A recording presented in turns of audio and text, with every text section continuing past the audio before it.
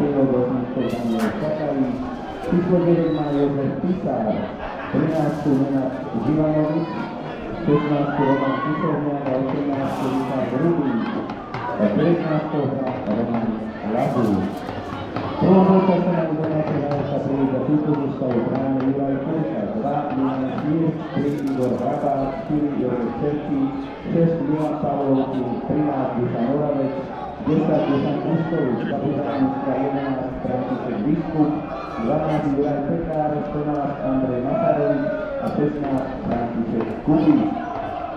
Toto stretnutie rozhoduje Ivan Struzia, s asistentami sú Broman Čadaj a Peter Bolo.